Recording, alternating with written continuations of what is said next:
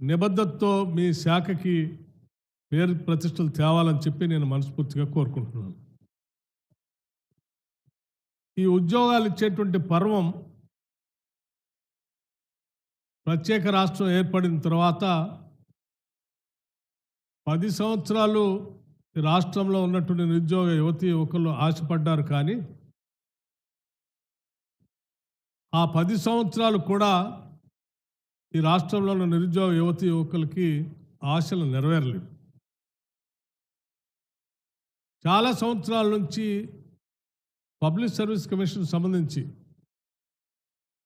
Group 1 పరీక్ష రాయాలని, దానికోసం రాష్ట్ర నలుమూల నుంచి హైదరాబాద్ వచ్చి ప్రిపేర్ అయ్యి 10 సంవత్సరాలు వయసు అయిపోయింది తప్ప ఆ పరీక్ష మాత్రం రాయలేనటువంటి పరిస్థితుల్లో నెట్టివేయబడ్డారు. 10 సంవత్సరాలు ఉద్యోగాల కోసమే తెచ్చుకున్న రాష్ట్రంలో ఉద్యోగాలు లేక నిరుద్యోగ యువతీ యువకులు అల్లాడిపోయారు. వారందరూ పెద్ద ఎత్తున పోరాటం చేసి రాష్ట్రం తెచ్చుకున్న లక్ష్యాలు నెరవేరాలి అని అంటే ఇందిరమ్మ రాజ్యం వస్తే తప్ప ఆ లక్ష్యాలు నెరవేరవని చెప్పి పెద్ద ఎత్తున మీరందరూ నడుం బిగించి ఈరోజు ప్రజాప్రభుత్వం ఇందిరమ్మ రాజ్యాన్ని తెచ్చుకోవటం మీ అందరికీ తెలిసిందే. మీరు తెచ్చిన విషయం కూడా ఈ సందర్భంగా మీ అందరి కృతజ్ఞతలు కూడా తెలియజేస్తా ఉన్నాను. అందుకే ఈ ప్రభుత్వం వచ్చిన దగ్గర నుంచి ప్రతి నెల, కొన్ని సందర్భాల్లో అయితే 15 రోజులకు ఒకసారి కూడా నియామక పత్రాల్ని పెద్ద ఎత్తున పబ్లిక్ ఫంక్షన్ చేసి ఆ పొందుతున్నటువంటి వ్యక్తులకే కాకుండా కుటుంబ సభ్యుల్ని, శ్రేయోభిలాషులను కూడా పిలిచి అందరి సమక్షంలో ఒక పండగలాగా మనం చేసుకుంటున్నటువంటి కార్యక్రమం చూస్తూ వస్తూ ఉన్నాం. దీంట్లో భాగంగా ఇప్పటికీ 56,000 మందికి నిరుద్యోగ యువతీ యువకులకి మనం నియామక పత్రాలు ఇచ్చి కేవలం సంవత్సరం లోపులోనే 56,000 మంది పైబడి నిరుద్యోగ యువతీ యువకులకి వాళ్ళందరికీ ఉద్యోగాలు వచ్చేటట్టుగా వాళ్ళ నియామక పత్రాలు ఇవ్వటమే కాకుండా మిగతా వాళ్ళకు కూడా ప్రాసెస్లో ఉండేటట్టుగా పబ్లిక్ సర్వీస్ కమిషన్ క్యాలెండర్ని ప్రకటించి ఆ క్యాలెండర్ ప్రకారం నియామక పత్రాలు లేకపోతే జరుగుతున్నటువంటి పరీక్షలు మీ అందరికీ తెలిసింది.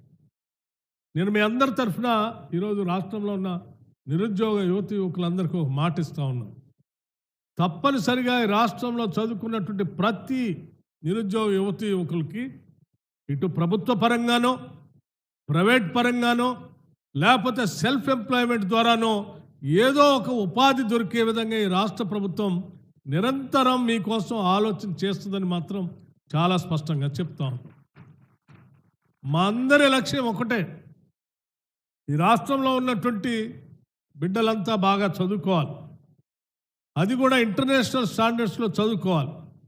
చదువుకున్నటువంటి వాళ్ళంతా ప్రపంచంతో పోటీ పడాలి. ఆ పోటీ పడినటువంటి మేధస్తో ఈ ప్రపంచాన్ని యొక్క మార్గదర్శులుగా ఎదిగేంత స్థాయిలో ఉండాలని బలంగా కోరుకుంటున్నాం. అందుకోసమే రాష్ట్ర ప్రభుత్వం నుంచి విద్య పైన విపరీతంగా పెద్ద ఎత్తున నిధులు ఖర్చు పెట్టడమే కాకుండా ఇంటర్నేషనల్ స్టాండర్డ్స్లో ఉండేటట్టుగా young India integrated residential schools అని ఈ సంవత్సరం దాదాపు ఒక 5,000 కోట్ల రూపాయలు ఖర్చు పెడుతూ ఈ ఇన్ఫ్రాస్ట్రక్చర్కి, ఈ స్కూల్స్ కట్టడం కోసం రాష్ట్ర ప్రభుత్వం నిర్ణయం చేసింది అని చెప్పడానికి నేను చాలా సంతోషిస్తూ ఉన్నాను. మిత్రులారా, విద్యుత్ శాఖ సంబంధించి మనం ఈరోజు ఉద్యోగాలు ఇచ్చుకున్నటువంటి సందర్భంలో విద్యుత్ శాఖ ముందు ఉన్నటువంటి సవాళ్ళను మనం అందరం రాష్ట్ర ప్రజల కోసం ఎదుర్కొని ఆ సవాళ్ళని అధిగమించడమే కాకుండా క్వాలిటీ పవర్ ఇవ్వటం కోసం నిరంతరం ఈ శాఖ పనిచేస్తుందని చెప్పడానికి కూడా సంతోషిస్తూ ఉన్నాను, గర్విస్తూ ఉన్నాను. ఉదాహరణకి గతంలో ఎప్పుడూ లేనట్టుగా ఈ ఇందిరమ్మ రాజ్యం వచ్చిన తర్వాత 2023-24 మార్చి 8వ తారీఖు నాడు హయ్యెస్ట్ పీక్ డిమాండ్ వచ్చింది. 15,623 మెగావాట్లకు సంబంధించిన పీక్ డిమాండ్ వస్తే కూడా ఎటువంటి అంతరాయం లేకుండా ఈ పీక్ డిమాండ్ కూడా తట్టుకొని ఈ కరెంటుని సరఫరా చేసినటువంటి శక్తి ఈరోజు రాష్ట్ర ప్రభుత్వానికి, రాష్ట్ర ప్రభుత్వంలో ఉన్నటువంటి ఈ విద్యుత్ శాఖకు సంబంధించిన డిస్కమ్లకి, ట్రాన్స్కోకి, జెన్కోకి ఉందని ఈ విషయం ద్వారా సాధించి చూపెట్టాం. అట్లాగే మరి ఇది భవిష్యత్తులో రాష్ట్రం అంతా పెరిగిపోతూ ఉంది. హైదరాబాద్ నగరం విస్తరిస్తూ ఉంది. ఫ్యూచర్ సిటీ తీసుకొని రాబోతా ఉన్నారు రాష్ట్ర ముఖ్యమంత్రి రేవంత్ రెడ్డి గారు. హైదరాబాద్, సికింద్రాబాద్, సైబరాబాద్తో పాటు ఇంకొక ఫ్యూచర్ సిటీని కూడా తీసుకొని రావాలి. దాంట్లో పెద్ద ఎత్తున ఆర్టిఫిషియల్ ఇంటెలిజెన్స్ ఉండాలి. దానికి సంబంధించినటువంటి సెక్టార్ అంతా రావాలి. లేకపోతే హౌసింగ్ సంబంధించినటువంటి రకరకాలైనటువంటి హౌసింగ్ శాఖకు సంబంధించినటువంటి వ్యవస్థ రావాలి. అక్కడ యూనివర్సిటీస్ రావాలి. లేకపోతే స్కిల్ యూనివర్సిటీ రావాలి. ఇంటర్నేషనల్ స్టాండర్డ్లో ఉండేటువంటి స్టేడియంస్ రావాలి. ఇవన్నిటిని ఆలోచన చేసి వస్తున్నటువంటి పరిస్థితుల్లో వచ్చేటువంటి పీక్ డిమాండ్ 2029-30 కల్లా 22,448 మెగావాట్లు పీక్ డిమాండ్ రాబోతుందని చెప్పి వీటన్నింటినీ దృష్టిలో పెట్టుకొని లెక్క కడితే దానికి కూడా సరిపోయే విధంగా మనం అందరం తయారు కావాలని చెప్పి ఈ శాఖ దాని కసరత్తు చేసుకుంటూ ముందు పోతాం.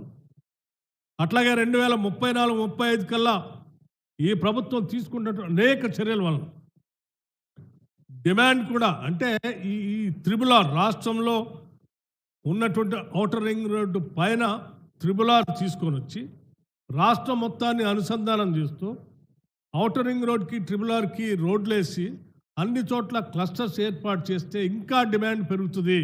ఆ డిమాండ్ 2034-35 కల్లా 31,809 మెగావాట్లకు చేరుతుంది అనేటువంటి అంచనాలు ఇస్తే దాన్ని కూడా దృష్టిలో పెట్టుకొని విద్యుత్ శాఖకు సంబంధించి పెద్ద ఎత్తున కసరత్తు చేస్తున్నామని చెప్పడానికి చాలా సంతోషిస్తూ ఉన్నాం. అంటే మేము భవిష్యత్తులో కూడా పెరుగుతున్నటువంటి డిమాండ్ క్వాలిటీ పవర్ ఇవ్వటమే కాదు, దీనికి కావాల్సిన విధంగా మనం ఏర్పాట్లు కూడా చేసుకోబోతున్నాం అని చెప్తూ దాంట్లోతో పాటు ఉన్నటువంటి థర్మల్ పవరే కాకుండా నాన్ కన్వెన్షనల్ ఎనర్జీల్లో కూడా ఈరోజు ప్రపంచం అంతా క్లీన్ అండ్ గ్రీన్ ఎనర్జీకి వెళ్ళిపోతాం. దానికి అనుగుణంగా తెలంగాణ రాష్ట్రం కూడా కసరత్తు చేస్తూ ప్రిపేర్ అవుతూ పోటీ పడుతుందని చెప్పడానికి కావలసిన ప్రణాళికలు తయారు చేస్తూ ఒక కొత్త న్యూ ఎనర్జీ పాలసీని తెలంగాణ రాష్ట్రానికి సంబంధించి గత 10 సంవత్సరాలు ఎనర్జీ పాలసీ లేదు. ఎనర్జీ పాలసీ లేపబట్టే దేశం అంతా కూడా సోలార్ ఎనర్జీ కానీ లేకపోతే పంప్ స్టోరేజ్ ఎనర్జీ కానీ లేకపోతే ఫ్లోటింగ్ సోలార్ కానీ హైడ్రోజన్ పవర్ కానీ ఇటు రకరకాలైనటువంటి పవర్కి సంబంధించినటువంటి వ్యవస్థలు వస్తూ ఉంటే ఇక్కడ అసలు దాని గురించి పట్టించుకుని నాదుడే లేకుండా పోయాడు. అందుకే మన ప్రభుత్వం రాగానే ఎనర్జీ పాలసీని కొత్తదాన్ని తీసుకొని వచ్చి మీ అందరి ఆలోచనలు అన్నింటినీ కూడా అందులో పొందుపరిచి స్టేక్ హోల్డర్స్ అందరితో కూడా మాట్లాడి నూతన ఎనర్జీ పాలసీని డిక్లేర్ చేయటం ఈ మధ్యకాలంలో జరిగిందని చెప్పడానికి కూడా మీ అందరికీ తెలియజేస్తూ ఉన్నాను. దాంట్లో రాబోయే రోజుల్లో 20,000 మెగావాట్లు సంబంధించి ఆల్టర్నేటివ్ పవర్ అంటే క్లీన్ ఎనర్జీ ద్వారా 20,000 మెగావాట్ పవర్ని దాని ద్వారా తయారు చేసుకోవాలని చెప్పి అది కూడా 2030 కల్లా ఈ రెన్యూవబుల్ ఎనర్జీ ద్వారా మనం తయారు చేసుకోవాలని ఆలోచన చేసి టార్గెట్స్ పెట్టుకొని ముందు పోతాం. అట్లాగే 2035 కల్లా అదనంగా ఇంకొక 20,000 మెగావాట్లు ఆల్టర్నేటివ్ ఎనర్జీ తయారు చేసుకుంటే దాదాపు ఎవరు ఊహించుండకపోవచ్చు ఇంత పెద్ద ఎత్తున తెలంగాణ రాష్ట్రం టార్గెట్ పెట్టుకొని రెన్యూవబుల్ ఎనర్జీ కోసం ప్లాన్ చేసుకుని ముందు పోతుందని బహుశా 10 సంవత్సరాలు గత ప్రభుత్వం యొక్క లక్షణాలు చూసి మనం కూడా అట్లాగే ఉంటామని అనుకుని ఉంటారు. అందుకే నేను చాలా స్పష్టంగా చెప్తున్నాను 40,000 మెగావాట్ పవర్ని 40,000 మెగావాట్ల పవర్ని 2035 కల్లా ఈ రాష్ట్రంలో తయారు చేసుకోవడానికి కావాల్సిన కసరత్తు విద్యుత్ శాఖ చేస్తుందని చెప్పడానికి నేను చాలా సంతోషిస్తా ఉన్నాను. ఇవన్నీ ఎందుకు చేస్తా ఉన్నానంటే ఒక సామాజిక బాధ్యత కూడా మనందరికీ ఉంది. ఇప్పుడే తుమ్మలాశ్వర గారు మాట్లాడుతూ విద్యుత్ శాఖకి వ్యవసాయ శాఖకి అవినాభావ సంబంధం ఉంది, ఇది విడదీయరు అనేటువంటి నిజమే. మన రాష్ట్రంలో వ్యవసాయ శాఖకు సంబంధించిన అగ్రికల్చర్ పంప్ సెట్స్ 28 లక్షల అగ్రికల్చర్ పంప్ సెట్స్ ఉంటే వాటన్నిటికి కూడా ఉచిత కరెంటుని మనం సప్లై చేస్తూ ఉన్నాం.